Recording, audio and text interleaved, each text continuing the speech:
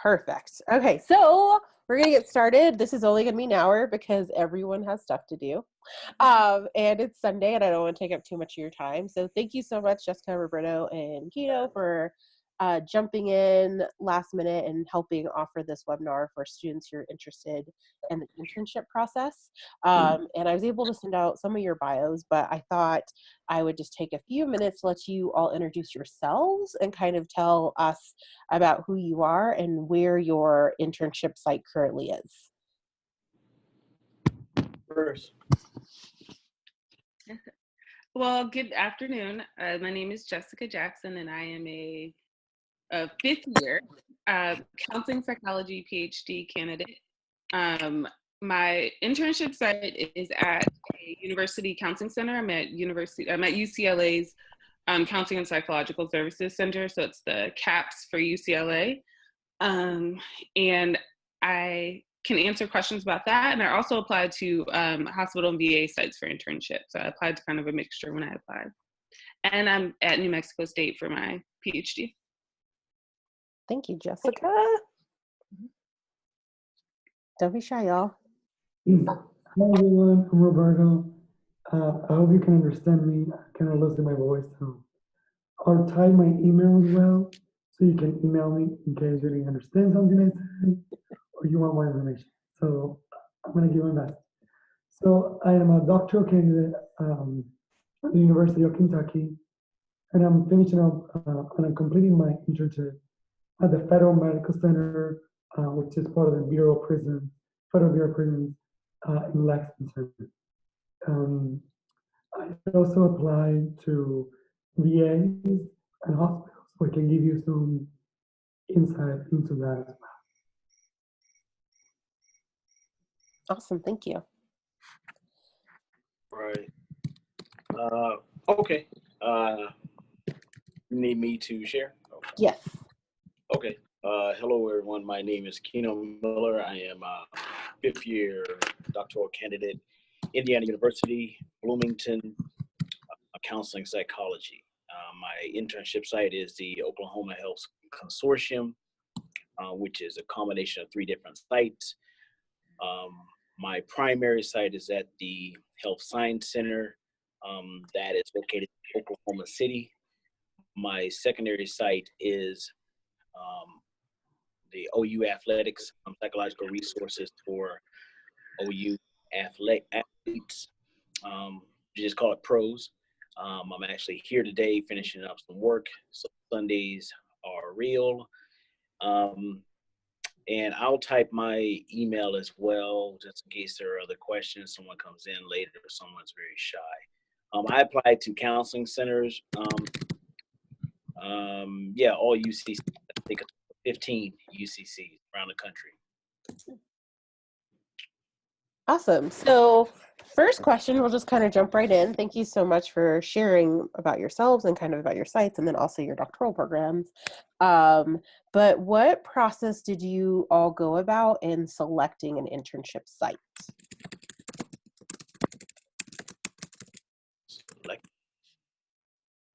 Do you mean like how did we decide where we were applying, or how did we decide on the actual final site that we were at? So great, thank you for the clarification. So let's start with where you were applying. Like why? So how many sites did you apply to, and like what was the process of selecting those sites? Jess? I guess we'll do round robin. I'll start. I applied to, oh man, I can't remember. I want to say about 18 to 20 sites. I applied to a mixture of counseling center, VA, and hospital. And I decided on a lot of my sites, my program has a minor in primary care health, integrated behavioral health, primary care. And so we get a lot of training in settings that are like primary care offices and hospitals and things like that. And so I enjoy that work. And so I was interested in not just looking at sites that offered mental health rotations, but also that had maybe the possibility of doing some behavioral health work. And I liked working in an integrated setting, in an interdisciplinary setting. So I also was looking for sites that it wasn't just psychologists, that they had psychiatrists or social workers. Like there's a lot of people working together because I enjoy that. And then I also was looking, narrowed it down by where I wanted to live. And so that was also really helpful because the number of sites can be overwhelming. So things that focus on those areas of clinical work I was interested in, and then in major cities, predominantly without snow, because I don't like snow. So I really only applied to like West Coast, the South. I'm from Maryland, so like Maryland, South, and the West Coast for sites. Okay, thank you. Okay, I'll go next. So, so the first criteria for me was if they offered me the experience that I wanted. I wanted to work with severe mental illness and substance abuse clinical work. So I also knew that I wanted to be other areas or prisons. I enjoy my population when it comes working in these two settings. So, if they had the substance abuse training, then that was a plus for me as well. And also somewhere I could work kind of Jessica, disciplinary type of work.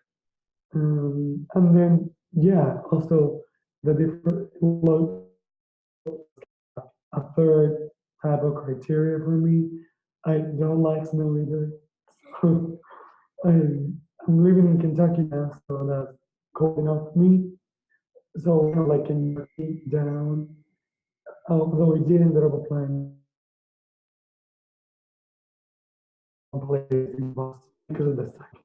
So pretty much, did they offer the experience that I wanted? The different rotations that I wanted. BOPs and VAs were hospitals and location. I ended up applying to 14 places and I interviewed at 13. So pretty much. Thank you.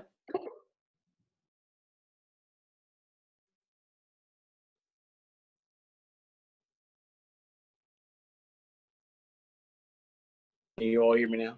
Yes, I can hear you. I'm moving my lips. No, I applied to all UCCs again. For me, my training has been in higher education, primarily my master's program. I've been involved with a significant amount of training and programming and outreach in higher educational settings. So that really dictated where I wanted to apply. I applied all around the country because I'm not looking for the best opportunity, really wanting to emphasize training first off with student athletes. If not with student athletes, have training with persons of color or be engaged with communities of color or first generation college students. So I was looking for those UCCs that had some level of outreach or program. I think, for example, Iowa State had a diversity program that they put on every year. And because I have experience with developing program, that stood out to me. So I did apply at Iowa State. So again, total of 15 programs. I am, if I'm not mistaken, I interviewed with 13, took 5 road trips. So, had some good times, but narrowed it down based on my interest in student athlete populations. That was the thing that helped me decide on OU. Okay, so for those of us who don't know what UCC is, can you explain that a little bit more? University Counseling Center. Okay. Sorry. It's okay. Just trying to clarify for everyone.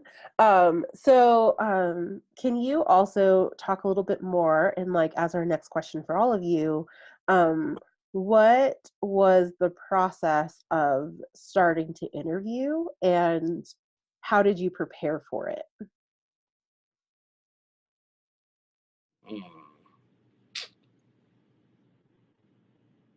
Anyone? You want Jess or you? I can tell you, well, starting the process of interviewing is interesting. They would call. You would get these late night emails that said no, thank you. But the people who were interested generally would call. So I got a phone call from California, and it was like 8 o'clock at night on a Friday, and I was walking into an establishment to just visit with some friends. And I got a phone call from California, like, "Hi, we'd like to interview you." I'm like, and this is my first interview, and I'm like, "Oh, okay. Well, let me find the time to call you at a later date and time." Um, I had another phone call that happened as I was walking to a parking garage. So for those who have just applied to internship, just be ready for phone calls from phone numbers that you may not have known, but just remember the place that you applied to and go ahead and pick up the phone. In terms of preparation, Jessica and I worked together to kind of prepare. She really helped me out. Got on with saying that. So working with peers to prepare for interviews, doing mock interviews with your faculty, those are helpful. Really being clear on what you want out of training. I think that was part of that grooming process, trying to be able to articulate that, and being really mindful that you're interviewing them as well. So getting used to it. Thank you.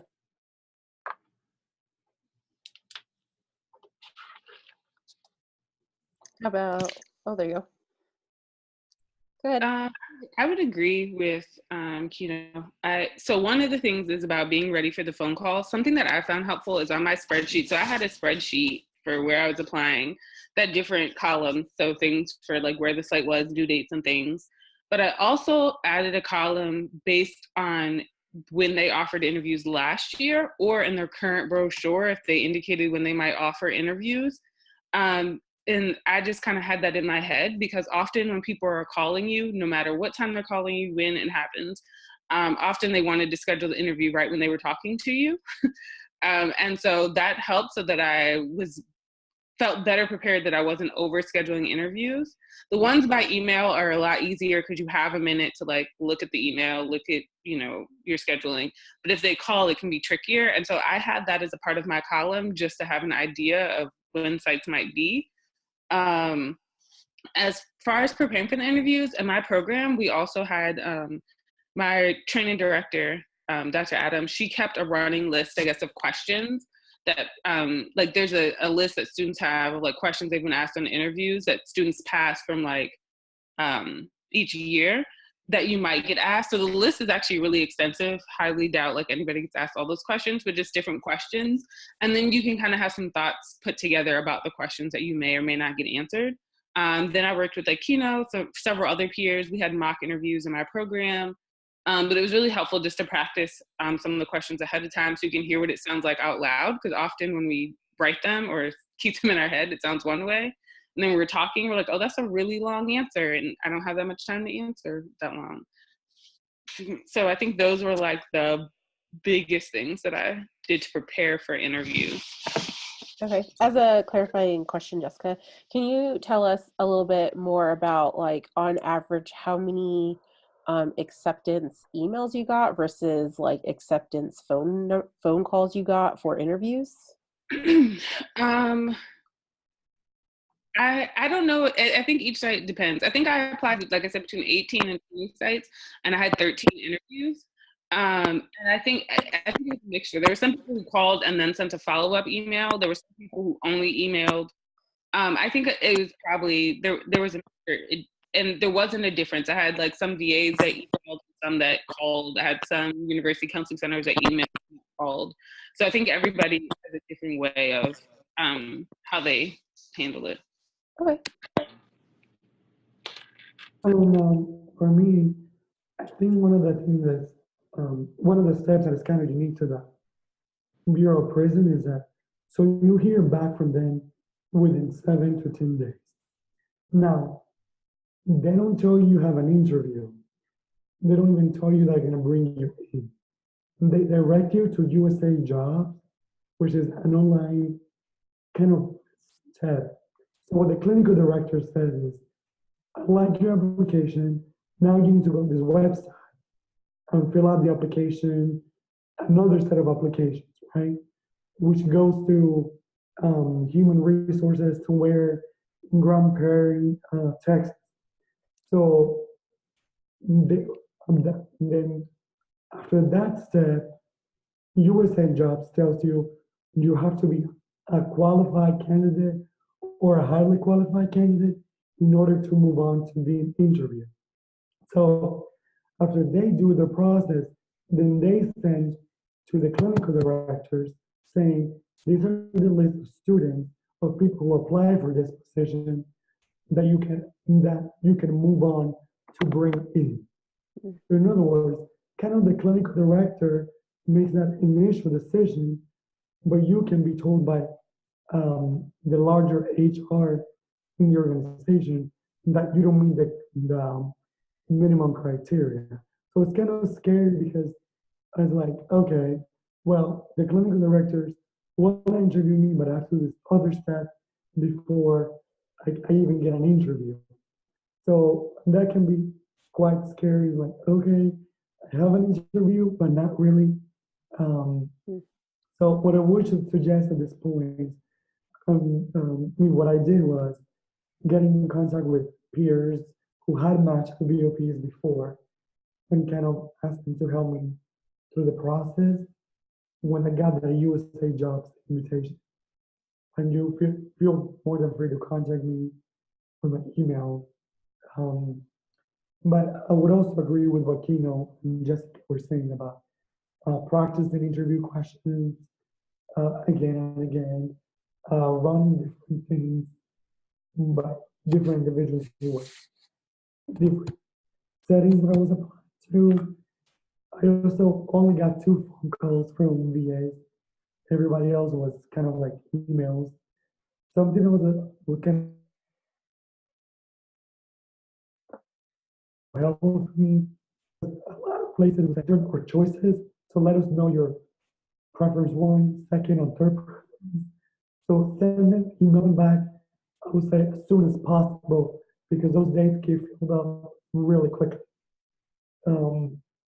You can build in some like um, off the days in the middle so you can travel, still try to rest somewhat. It might not be possible, but if you can do that, great. Yep.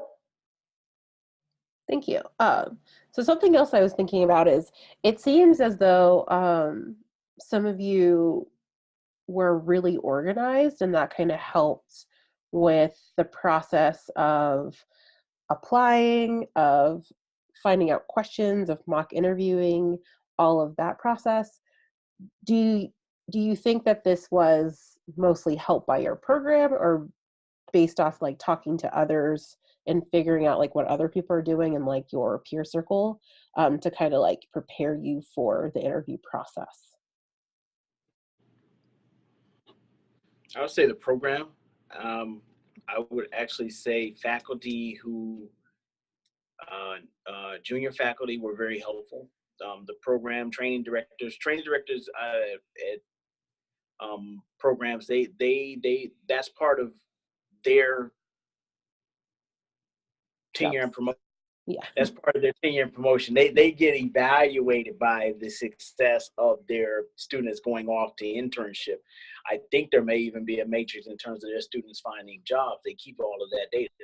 So that's part of how they are rated.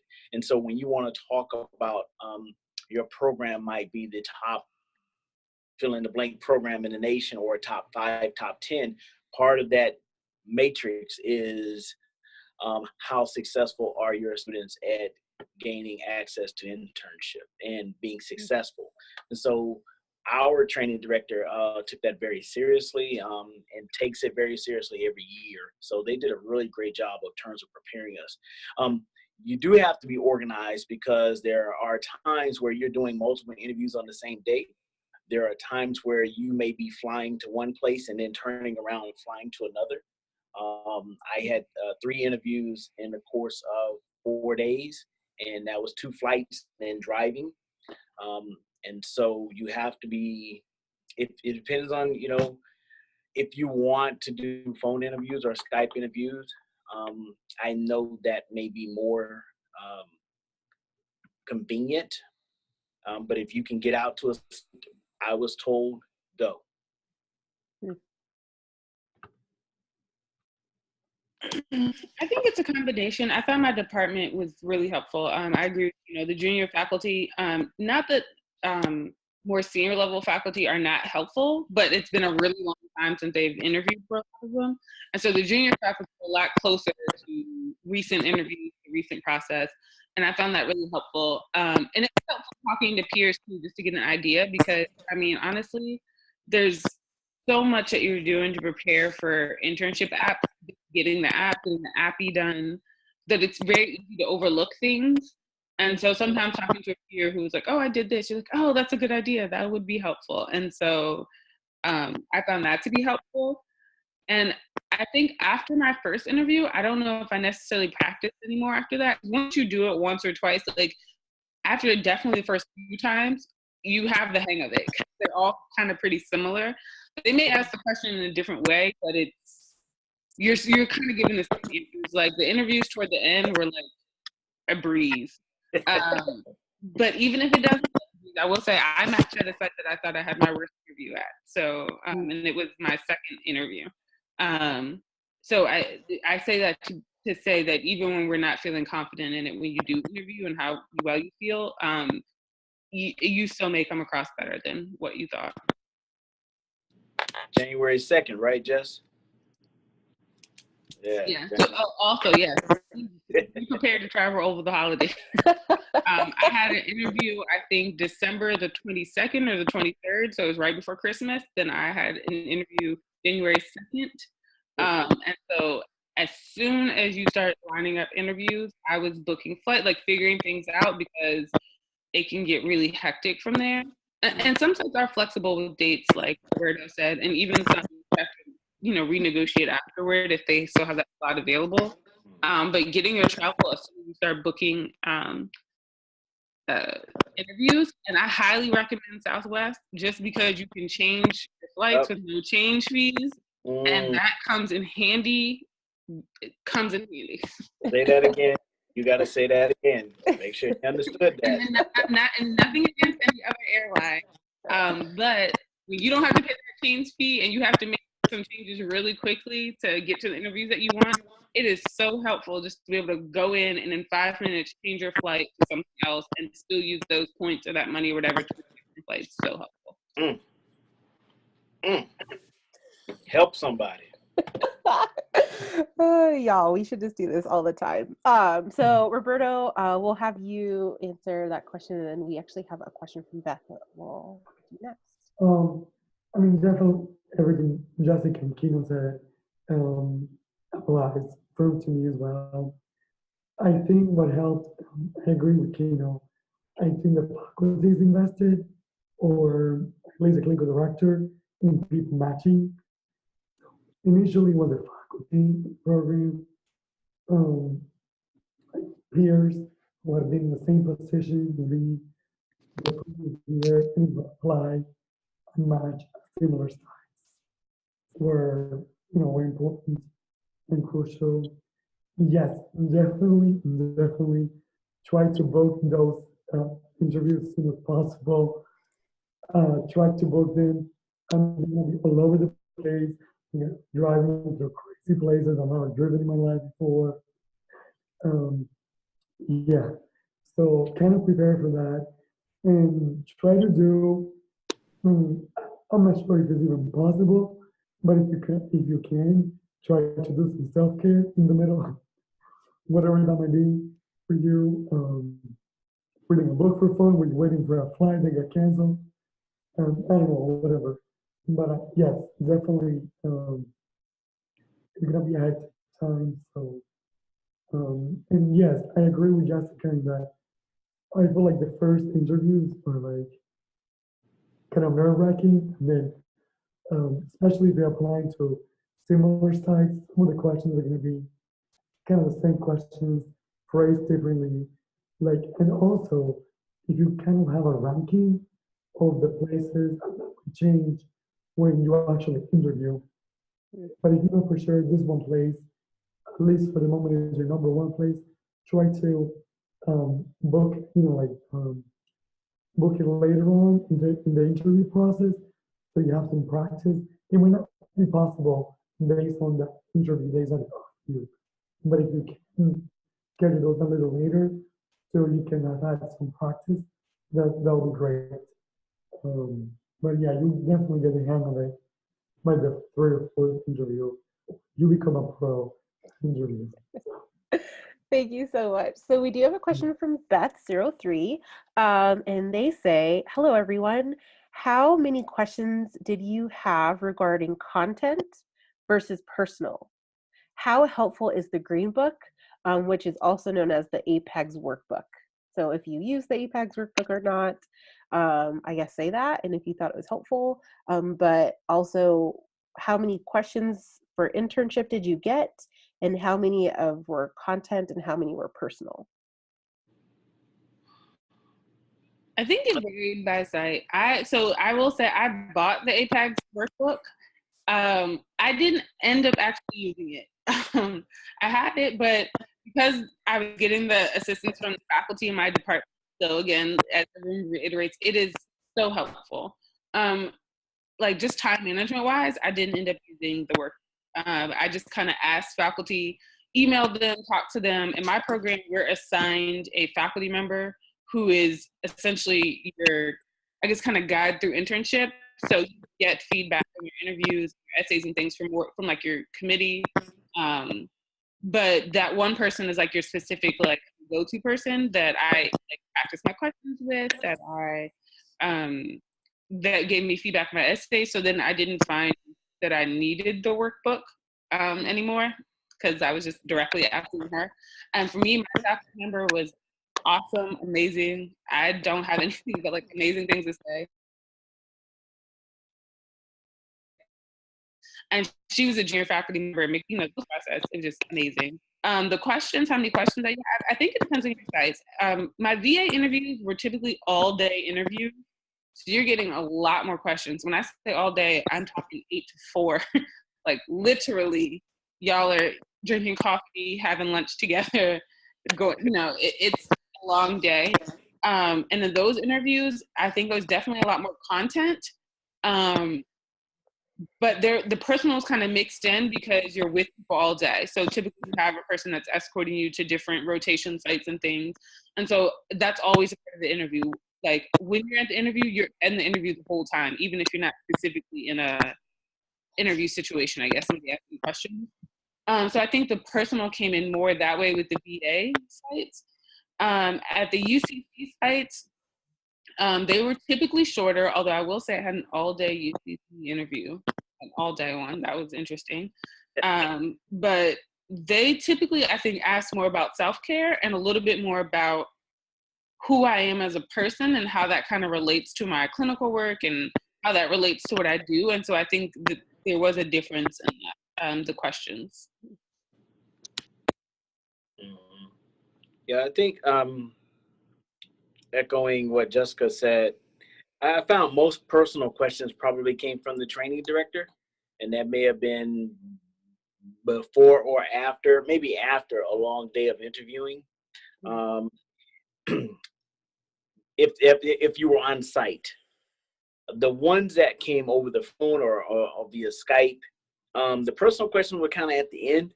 They would ask you one, just kind of get to know you in the very beginning, and then ask you about your theoretical orientation. They do, I did do a couple of case conceptualizations. And so that over the phone, some of the interviews are about 35, 40 minutes. So they'll mix in the case conceptualization and then ask you, what do you do for fun? One training director threw me off, and it was like 4 o'clock in the evening, and like, what was the last movie you saw? And I'm like, whoa, and he just got me. But to that, I think you're going to get a mix, but just be prepared more so to be professional, talk about what you're wanting out of training, as well as, what makes you a unique individual. In terms of the book, I got the book,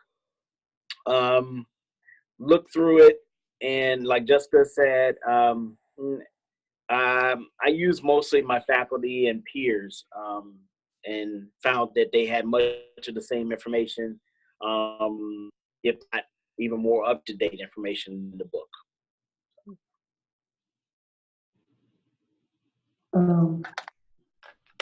Yeah, about Green Book, same thing. It came through it. Didn't really use it much, to be quite honest. Uh, about content versus, so I'm not sure if anybody in the court is applying to BOPs, but so this is also an interesting step. So when you get there, one of the first things you do is a correctional test. You need to have, I think it's a 70%, otherwise you'll be dismissed. So that means that they literally walk you out. And if you apply to multiple BOPs, you cannot, you cannot interview at any other BOP for that year. So that means if you apply to all BOPs, that is the end of your internship application for that year. This has nothing to do with psychology, nothing to do with, it's all correctional, it's very black and white, which we as psychologists have an issue with because we usually don't think in black and white, right? So just be aware of that. That's one very first thing you do with HR. If you don't pass the test, you're out. And then, yes, they're gonna ask you some questions about, tell me about yourself, but and it's kind of like generic questions, but they do ask you a lot of questions about content and content specific questions like, um, how would you know somebody's malingering? They ask you a lot of questions about psychosis. They ask you a lot of questions about somebody's presenting with this. What battery test would you put together? So a lot of the content questions they ask you is kind of specific. They do ask you about your theoretical orientation. And just so you know, I didn't know this, but like CBT is like the official theoretical orientation of the DOP. So keep that in mind if you want to be the DOP. I also did talk about being interpersonal. That was fine. They were okay with that. But so yeah, so it was heavily content questions. And now as far as VAs, I did notice that VA did a lot of time for me to ask them questions. So be prepared to have, at least my experience, lots of questions or a number of questions to ask them as well. And just like Kina said, some case conceptualizations. I had a VA that actually was interested. I interview over the phone, but they email me um, like the result of assessments, and they're like, "We're going to give you 30 minutes to look at it, and then call us back, and we can ask the questions based on this battery of assessments." So that was interesting because, anyways, so yeah, definitely case conceptualization and assessment related questions. And I felt like the VA versus the VOP wanted to know more about me, more like personal than the VOP. Yeah. Thank you. So I just felt a lot of anxiety about your answers. And so how do you prepare for something that's just so unknown, like having a test for the test to see if you can actually be interviewed, or having someone email you 30 minutes and be like, hey, you need to figure out these assessments and let us know? How do you prepare for those things? Roberto to start with that one. To be quite honest, a lot of these things, for example, that correctional test, I knew what was happening because, again, connecting with people who could match there. And, I really wanted to be at a BOP and it worked out for me. But I also would have been happy at the VA. So kind of having a backup in your mind, what other sides would you be happy and that they would offer the same experience you want to get out of the number one setting. How about if that doesn't happen, right? So kind of those connections with people. And for example, for me, I know very well, VOPs don't happen for me. BAs are still options for me.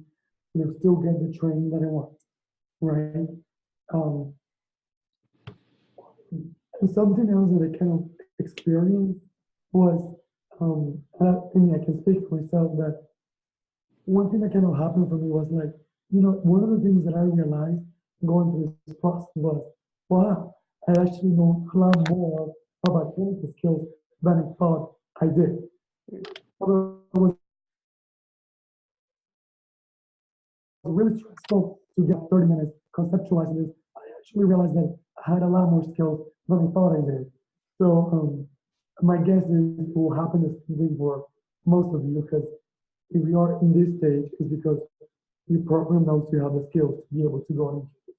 So have, I guess, self-confidence in the skills that you actually have, because you have those skills.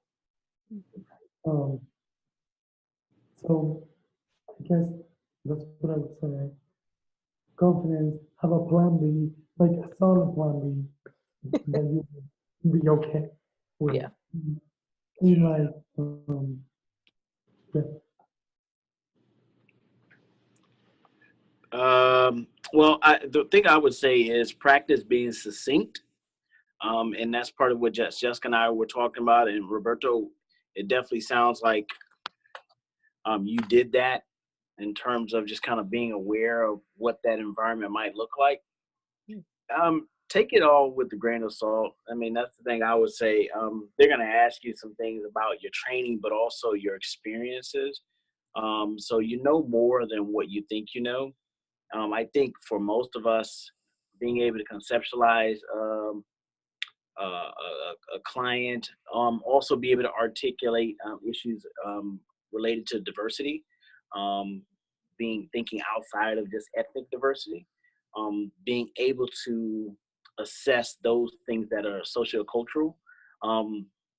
If you have that lens on, I think you'll be within the guidelines. They know that you're still a student with practicum experience, so the expectation is that you're going to come in and grow. So you're not going to be perfect when you're interviewing over the phone or Skype or in person. So just have a good attitude about it, and I think you'll be fine, just to answer that question. Internship is about growth, and so you'll find a site where you may have some past experience, previous experience in practicum, but at the same time be able to talk about your desire to grow. And so they're expecting you not to be an expert, but to come in, be prepared to be a good trainee. And so that's part of those questions. I would agree with Kino and Roberto. I think it's a balance, because at the end of the day, they chose your application. So if you have an interview, they think that you are a good fit for their site. The interview was more like confirmation of that. And so being able to trust that, because it's not like when you're in class, you get immediate feedback. You're not going to be in an interview. I mean, unless you have a really egregious answer, which I didn't see in any of my interviews, like even in group interviews. I doubt that they're going to be like, oh, that's a bad answer. So it is, you have to sit in that ambiguity of like, I'm not sure how well I did. But then trusting in the fact that based on your answers in your essay and your CV and your API and all these things, they wanted to learn more about you. And so I think that helps to give some of the confidence, because they're interested in you. And so it's really helpful then to also stick to your essay answers. They're looking for cohesiveness. So if you said one thing in your essays, like you don't need to regurgitate verbatim which is in your essays, but say for your diversity example, you said one thing and then you get in the interview and say something different, they're going to be caught off guard by that. So you want to be cohesive. Your essays told a story, and think of your internship as like kind of the summary of that story, the ending of that story. So you're kind of in person summarizing everything that you've submitted. I do encourage you to have an extra case concept on hand, because typically whatever you did write in the essays, they're going to ask you for one that you didn't write about. So have one on hand that you can think through, just like you did for your essays. That's not one that you wrote about, so you want to have an extra one. And I also encourage you to, while you're feeling confident, be curious. Because internship is about learning and growth. And so you also want to be careful of not coming across like there's nothing left for you to learn, because sites may not feel that you're a good fit for them, because then they're like, well, what do we have to offer you? So it's an interview on both ends. So you may interview at some sites and feel like once you've interviewed at them that there isn't really anything that they can offer you to advance your training, and that's okay.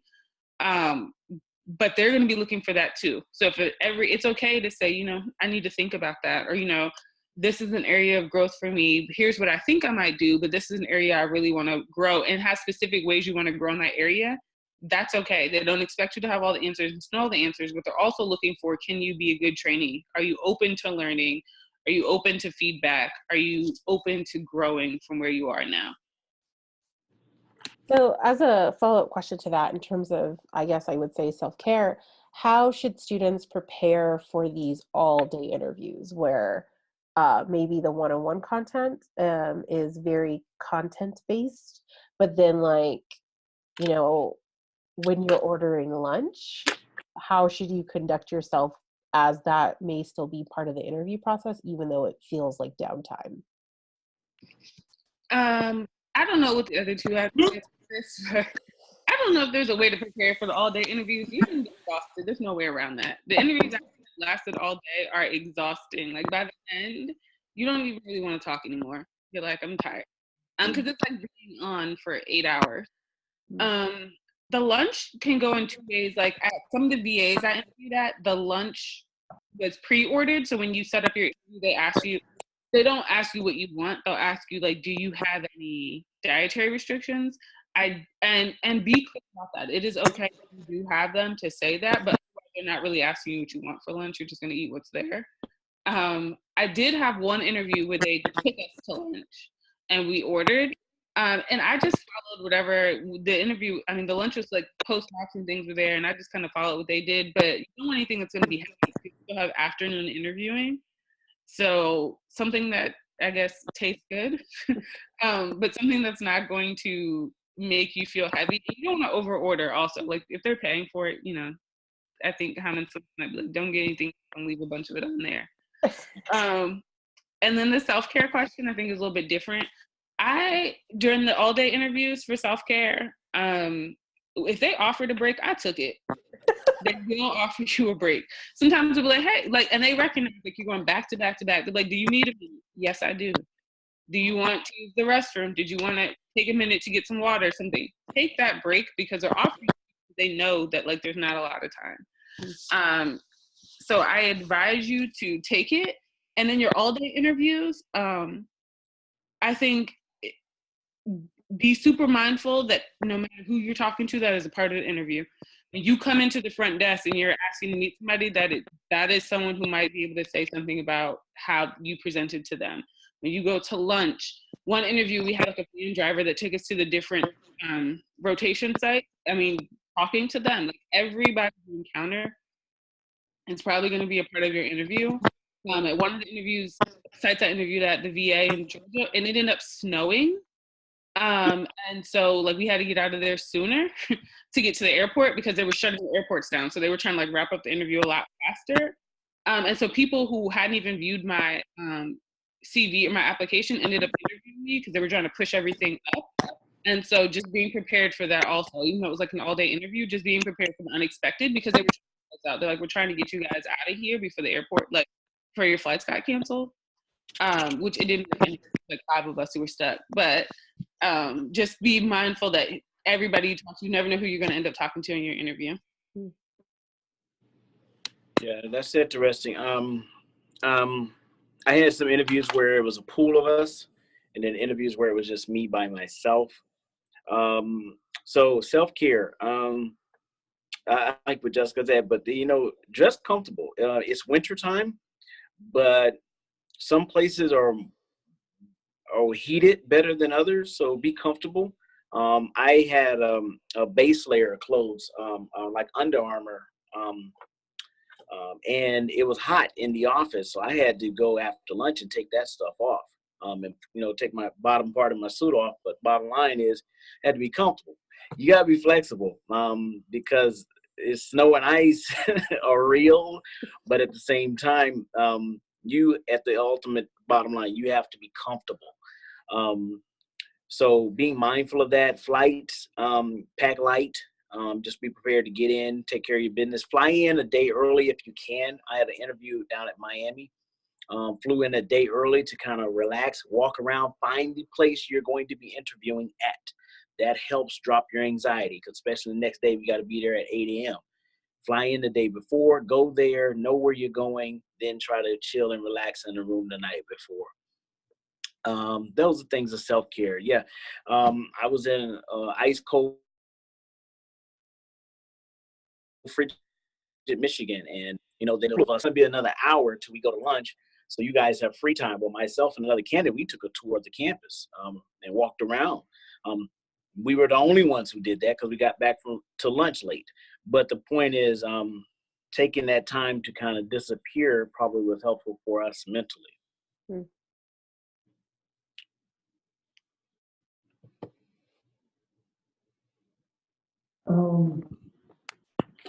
Yeah, I guess try to put self-care wherever you can. I'm stumbling with the question because sometimes it was hard. I mean, personally, it was like hard to find time for self-care, but it was coming to an end. So maybe my self-care came afterward. I kind of just like took a week or two and just like kind of been working with dissertation and just work, self-care, just kind of chill.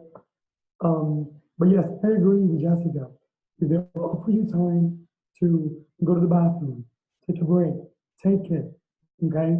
And actually, as a matter of fact, I saw that as an indication of how they would treat me when I was when I was an intern in there. Some sites rush, rush, rush. You barely even see the other interns. To me, that was an indication of how they would treat me when I was there, right? So if they actually care about you taking a break, about you taking a downtime, to me, it was more than just during the interview. It was also an indication of them being aware of, well, needs as a interviewee, which I would think would translate into them being aware of my needs as an intern if I were to be in there. So, yeah. And yeah, I don't eat anything heavy. Uh, so yeah, and everybody you come in contact with is actually somebody who's probably going to give an opinion, even if they say no. Is you can't ask them. Thank you so much. So, One thing I would yeah, add go ahead. is just for the women, when they say dress comfortably, because I had a lot of questions about this, and I know that a lot of my peers that were women had questions about, especially where you're flying to. Always have 2 pairs of shoes. You should be dressed up, definitely, absolutely. But if it's snow and ice on the ground, they don't expect you to have on heels, and that's okay.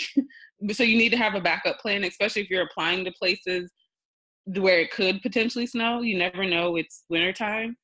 And so being comfortable as women to do that, like you don't have to necessarily like feel like I still have to wear this. Because that was a question that actually even in some of my interviews came up, where when we're waiting to be interviewed, some of the women were talking and laughing about it. Like I wasn't sure if this wouldn't be dressy enough, because with a suit, people don't always feel comfortable wearing like flats or boots or something like that. And that's okay if you're in a setting where the weather is not conducive to heels. And also I found, because that was a question I actually saw in another webinar once, was about women in pantsuits versus skirt suits and things like that. And I didn't see any site, and none of the sites I interviewed at did it make a difference. I chose a pantsuit, but just being mindful of being comfortable. And so if you're in an all-day interview and you have a skirt, and it's windy outside and things like that, and you're going to be preoccupied with that all day, like it's going to affect how you're interviewing. So when you're thinking about how you're dressing, being mindful of those. And you can go on Amazon and buy a handheld steamer for like $15 and put it in a carry-on, and that saves your life the whole interview process. Yeah, absolutely. So we have about 9 minutes left, and I wanted to ask you all, what is one thing you would do differently going into this whole internship process? Mm. Mm. Stress less. Amen. Because when you're in it, you feel very stressed out, and flexibility is the key word. If you don't get anything else from what we're saying today about preparing for internship, is to be flexible, because even your best plans will change. The person you thought you were going to interview at your site is out sick. The person that you really want to work with, so you're like prepared to talk to that person, they're not there. I can't tell you how many times I got stuck in the airport. When you're renting cars and things change. Everything, you can be super organized, super planned out, and it will change. And so once that happens, I found that I stressed less because I just felt like I didn't have as much control, and I felt like I interviewed better at that point because I wasn't so like worried about what could go wrong. It was already going wrong, and there wasn't anything I could do about that. And sites will understand that. If you get stuck in the airport or something, they understand you don't control the flight. Like, they understand that life happens. If you get sick, they understand that. I had a lot of sites who actually would prefer people not show up in person depending how sick you are, so that's also something to consider because it is wintertime. If you're feeling really sick, I don't know if they want you in there coughing all over on the whole interview. So just be really flexible. That's what I would say. Be flexible, and it'll help you stress a little bit less if you feel like you can roll with the punches. And they notice that. They notice if you're rolling with the punches. They're paying attention if they ask you, like, oh, hey, I know you're supposed to do this, but we need you to do this at this time. If you're not feeling flexible, they're going to notice that. Yeah, I would say probably make sure, if I had to do it all over again, I mean, where I would be, I think I did a good job, but I think self-care is a premium.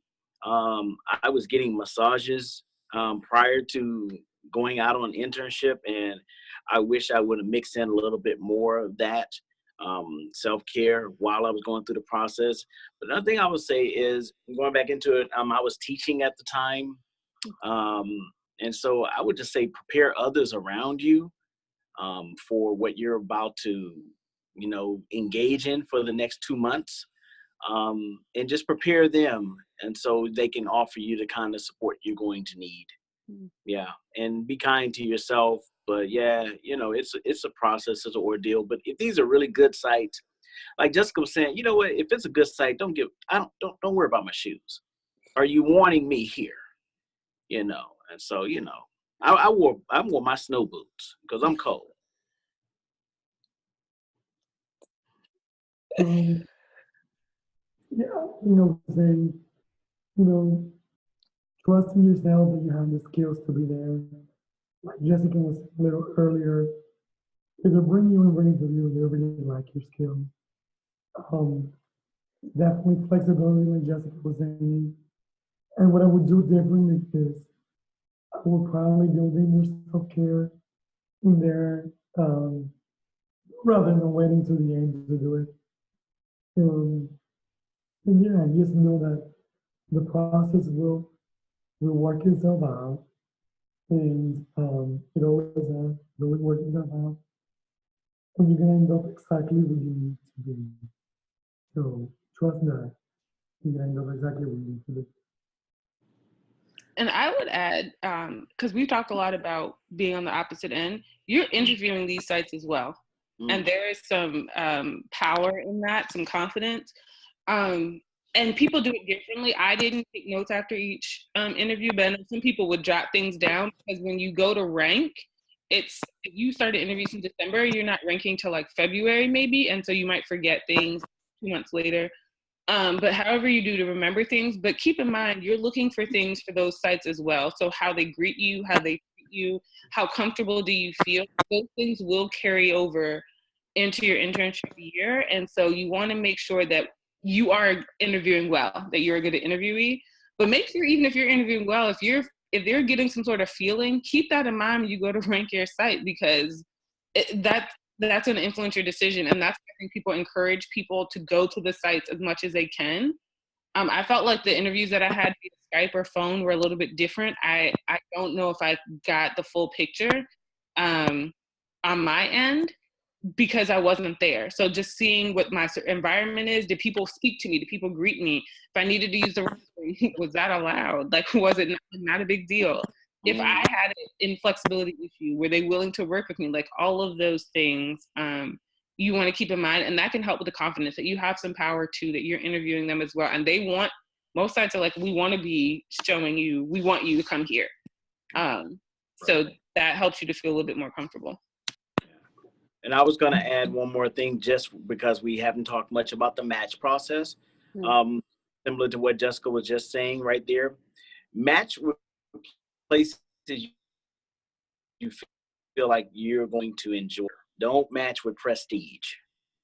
Places where you feel like it's going to be a good, healthy environment. And even if you're Skype interviewing, talk to the current interns. And you know, you're a mental health professional in training, you know how to listen. And listen to what those current interns are saying. Absolutely, I agree with that, Kino. And also, Jessica, what you were saying reminded me of an advice that somebody gave me.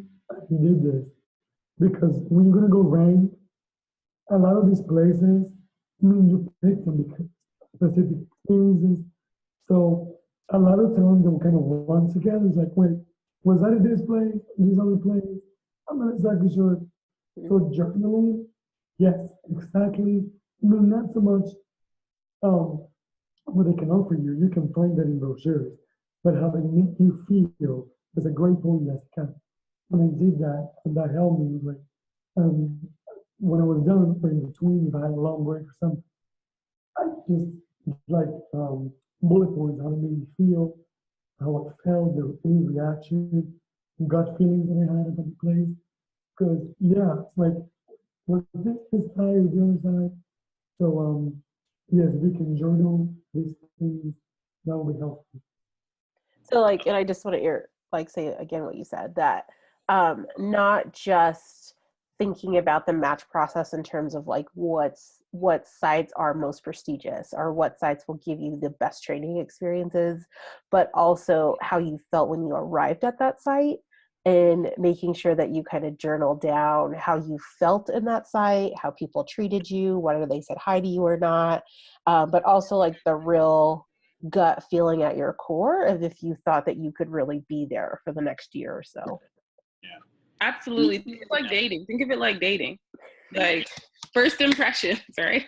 When you meet someone, like, how do you feel? Do you feel awkward and uncomfortable the entire interview? Like that could be a signal to you. And I think that it's really important also to ask questions. Do not be afraid to ask questions, because that's going to inform your decision. Like Roberto just said, what they can offer you, you're going to find that in the brochure, online, you can find that. But ask questions, ask the interns questions, ask the staff questions. If there's something that came up and you're not sure, like, oh, hey, no one mentioned this, but I saw this in your brochure. Ask questions. Ask questions about self-care. Ask questions about, you know, the workload. What is a typical week? They might give you that information, and it may be a little bit different from the brochure. They may say, oh, we also allow dissertation time. It may not have been in the brochure. Like, ask about the things that are important to you. Ask about other staff. If you have children, do they have children, and how does that work? Like, so you have an idea of, is it a place, because you're essentially going to be moving probably and making a life here with people that you don't know. So you want to know, like, is this a place I can live for a year and grow in this place and feel comfortable there? Let me add one more thing, since this is Division 45. Yes. Make sure you talk to people who look like you, or inquire with people who look like you. Absolutely. Imposter phenomenon and stereotype threat are very real, and they don't turn off just because you're the doctoral candidate intern. Ask those people, how do you feel in this space? Listen and watch how they act. Even if you're doing a Skype or telephone interview, you gotta talk to interns or other people about those places. I promise you, you might end up in a place that you thought one thing. You know what I'm saying? I can't. Okay, so a few of the biggest takeaways I got from this is making sure that you're talking to your peers and people around you, not just junior faculty, but people who especially look like you. But then also really focusing on being flexible, because really at the end of the day, anything can happen during this process, from canceled flights to weather to people that you want to work with being sick.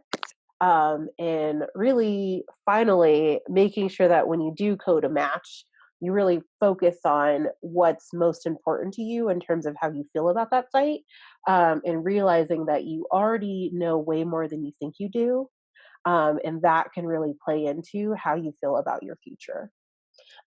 So, in just a minute or so, can you all tell us where you're headed next? I know internship's not quite over, you still have some time, but Yeah. what can we expect from you next? Where should we look for you next? Hopefully a postdoc. She's like, Jen, I hope It you is have a postdoc time. I've heard that the postdoc process is less stressful than internships. I'm looking forward to that. I'm just getting started in the postdoc process. And I am applying to my site, but I'm applying to other sites as well. And I've heard about applying to lesser sites. So for me, I think I've grown a lot at my internship site, and I'm really happy to be there. And I feel like I have a better direction where I want to go for postdoc, more like special, like more narrow. So when I was applying to internships, I did a lot, and I was like, oh, I'm interested in all these things.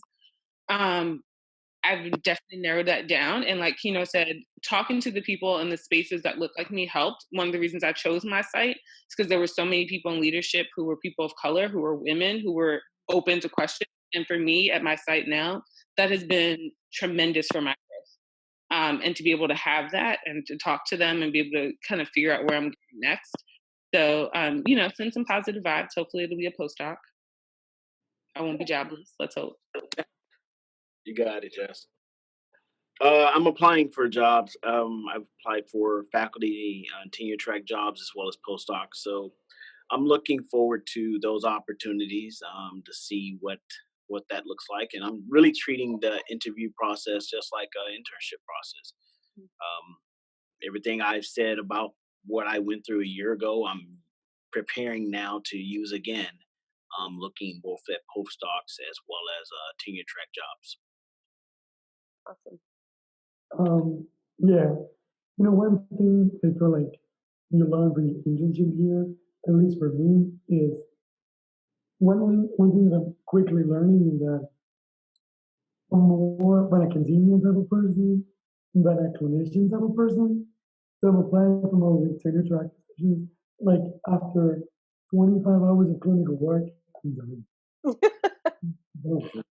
um, I mean, so yeah, kind of like, to tenure track position jobs, I mean, that doesn't work out, honestly.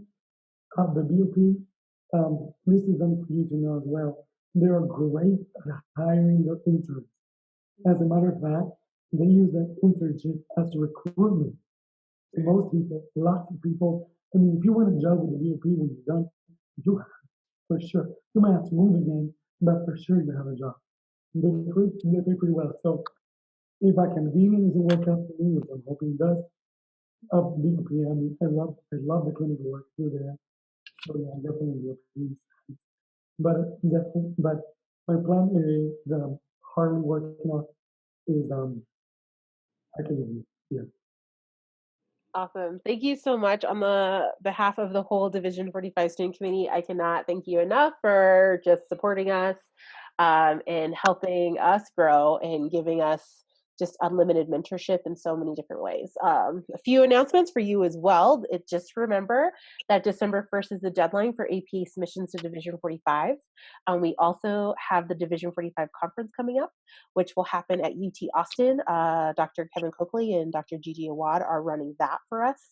So there's tons of just times, spaces, and opportunities, especially in 2018, to meet us, join us, hang out with us, continue to meet people who look like you, but also to kind of hopefully meet these people who are on the screen today. So I cannot thank you enough, the three of you, for jumping in. And this will be posted on our YouTube site. So thank you again. And you guys are awesome. So it's fine. Have a good evening. Bye, everyone. All right. Peace.